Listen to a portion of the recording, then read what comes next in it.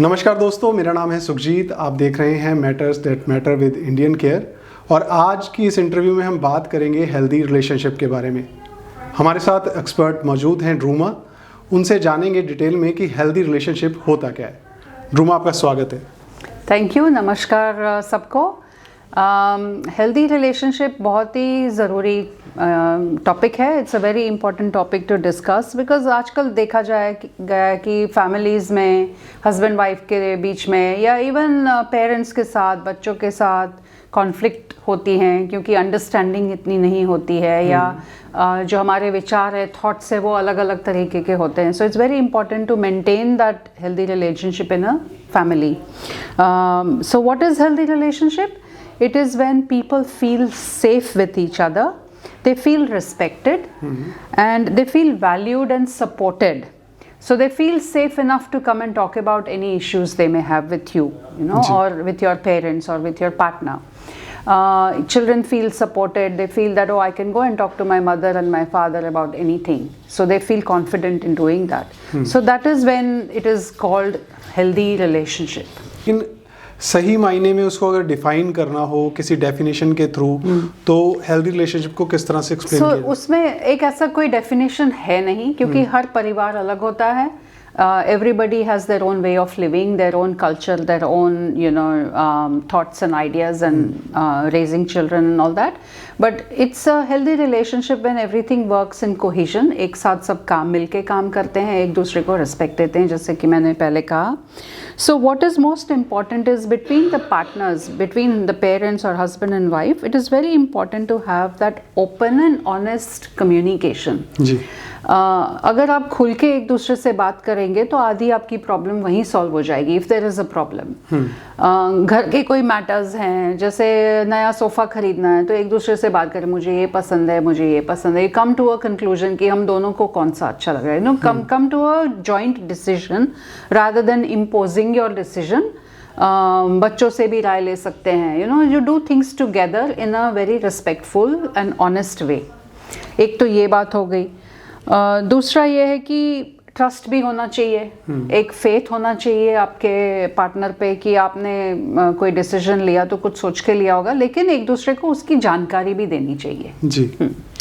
तो अब जब हम ट्रस्ट की बात कर रहे हैं, हम वर्बली तो कम्युनिकेट कर रहे हैं। हाँ। जब हम घरों के कामों में इसको डिवीजन लेके आते हैं, भी तुमने ये करना है या अपनी रिस्पॉन्सिबिलिटी के अकॉर्डिंग है, उसको भी थोड़ा एलैबोरेट अगर आप करें तो एक चीज़ ये है कि इक्वालिटी और शेयर्ड डिसीजन मेकिंग, इसमें ये बात आ जाती है। सो इक्वालिटी का मतलब ये है कि हाँ, हमारी जो रिस्पॉन्सिबिलिटी है एज पार्टनर्स, एज पेरेंट्स, घर चलाने में वो बराबर होनी चाहिए। बराबर का ये मतलब नहीं कि एकदम 50-50 हो, वो आप पे डिपेंड करता है। You can discuss it with your partner, you can talk to each other. अगर आप both you are working, both of you are working, you are busy, you have busy lives, so you respect each other's profession. फिर घर आके when you come home, there are a lot of chores to be done. washing करना है, dish washing करना है, खाना बनाना है, बच्चों को देखना है। So when you have all these tasks to do, you make sure you are across each other's abilities कि I can cook better and he can do the washing better, or she can do this better, things like that. So you discuss it amongst yourselves what suits the other person and divide your chores equally as far as possible, and also involve your children in that. Because it's very important. These are all life skills. Cooking is a life skill, cleaning and all these household chores are everybody's responsibility in the family, not one person's responsibility. So that has to be very clear. और दूसरा, हम कभी कभी बोलते हैं, specially with patriarchy, the system जैसे हमारा होता है, it has been going on for years together, that this role is for women. Cooking is a woman's role, going out and working is a man's role. But now it is all changing. Women are also going out, but somewhere women also feel that no, cooking is my job, and men also feel that yeah, she can work, but घर आके she has to cook. So that is not what we want here. We want equal participation of people. I can understand if somebody doesn't like to cook. It could be a woman or a man. So they can be better in something else. So what is it that they can do better for the family? So that has to be discussed. And there is no such thing as help as well. Ji. So if today I'm working outside and then I tell my husband, oh look, I'm helping you financially because I'm contributing you, that is not a good attitude. Or if the husband says to the wife that look, I'm cleaning the dishes, I'm helping you, that is again not a very positive attitude.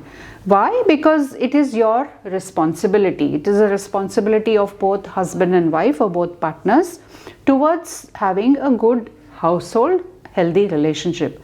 So your children will observe this. They will look at you as role models. They will learn from you how you interact with each other, how you respect each other, how you appreciate each other's work, and also your personal space. Ji. So it is very important to have that sort of conversations, have that attitude of being responsible. That is the main thing, rather than saying that, oh, I helped you.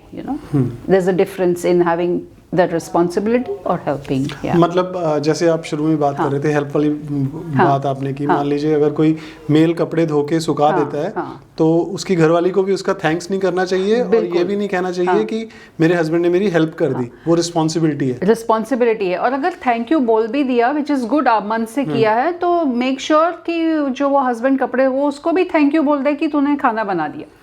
दोनों को फिर एक दूसरे को thanks बोलना चाहिए, appreciate करना चाहिए दोनों को. So it is not one-sided. It is always a mutual decision, mutual thing, and they are doing this together. ड्रूमा, मैं यहाँ पे एक चीज़ और पूछना चाहूँगा. आपने ट्रस्ट की बात की, म्यूचुअल अंडरस्टैंडिंग की बात की.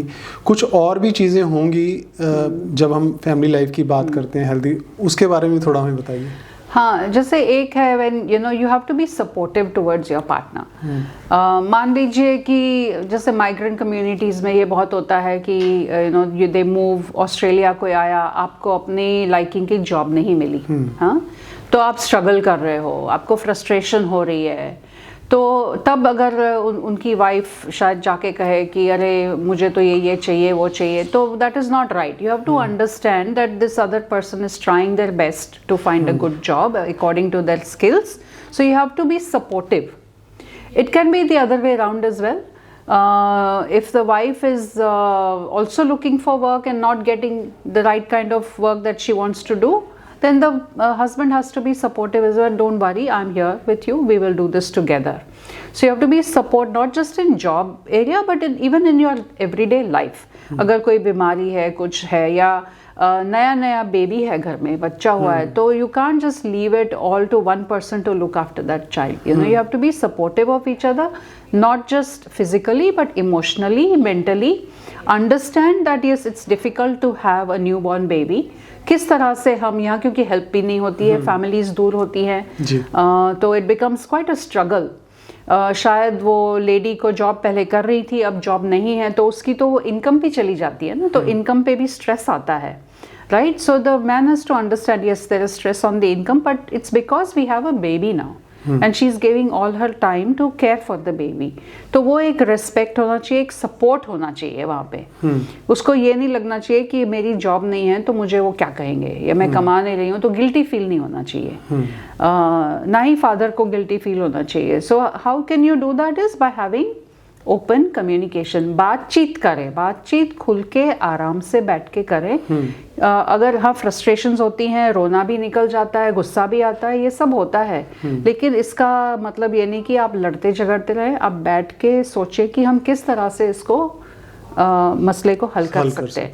और अगर बहुत ही ऐसी मुश्किल हो रही है कि वो हल नहीं हो रहा है, तो प्लीज़ सपोर्ट लें लोगों से. यहाँ स्पेशलिस्ट अवेलेबल है. काउंसलिंग में जाएं, कपल्स काउंसलिंग होती है. अपनी फैमिलीज़ को इन्वॉल्व करें, चाहे वो दूर हैं, फ़ोन करें कि भाई ऐसा हम क्या करें, या फ्रेंड्स हैं. So there is support available. Don't shy away. Shame की कोई बात नहीं है, घबराने की कोई बात नहीं है. अगर आपको साथ रहना है, अच्छी हेल्दी रिलेशनशिप मेंटेन करनी है, तो थोड़ा सा अगर किसी ने सपोर्ट कर भी दिया तो देयर इज़ नो हार्म. तो मुझे लगता है कि अगर हेल्दी रिलेशनशिप की हम बात कर रहे हैं, तो अगर इसी स्टेज के ऊपर सारी चीज़ें म्यूचुअली अंडरस्टूड हो जाएंगी, ट्रस्ट बन जाएगा, सपोर्ट सिस्टम बन जाएगा, तो बाद में जो फैमिली इश्यूज आते हैं वो आएंगे ही नहीं। इश्यूज तो आते हैं, ऐसा नहीं है कि इश्यूज नहीं आएंगे, क्योंकि अगर आप फैमिली बड़ी कर रही हैं, बच्चे हैं उनको बड़ा कर रहे हैं, वो स्कूल जाएंगे कल, वो कुछ और सीख के आएंगे, तो इश्यूज तो जब लाइफ है तो इश्यूज है, उनको हम मना नहीं, यहाँ पे मैं फैमिली वायलेंस और उसकी प्रिवेंशन की बात कर रहा हूँ कि पहली स्टेज के ऊपर ही बिल्कुल prevention is the best way to go ahead, कि आप उस स्टेज पे ना पहुंचे कि क्राइसिस हो जाए। That is what you should, that is what I think we are going to, कि क्राइसिस तक वेट मत करें। अगर आपको लग रहा है कि इश्यूज सॉल्व नहीं हो रही है और हमारे लड़ाई झगड़े बढ़ रहे हैं या अंडरस्टैंडिंग नहीं है और उसकी वजह से या तो हम चुप हो गए हैं, बातचीत नहीं कर रहे हैं, या तो फ्रस्ट्रेशन बढ़ रही है जिसकी वजह से हमारी फिजिकली हेल्थ खराब हो रही है, तो उस स्टेज तक पहुंचे ही नहीं, उसके पहले ही आप हेल्प ज़रूर लें। चलो ड्रूमा, आपने बहुत अच्छे तरीके से, सिंपल तरीके से समझाया हेल्दी रिलेशनशिप के बारे में, और उम्मीद करते हैं कि जो लोग देखेंगे वो इसको ज़िंदगी में अमल में लेकर आएंगे। बहुत बहुत शुक्रिया। थैंक यू, शुक्रिया आपका भी। अगली बार एक नए टॉपिक के साथ फिर मिलेंगे, तब तक के लिए हमें दें इजाज़त। नमस्कार।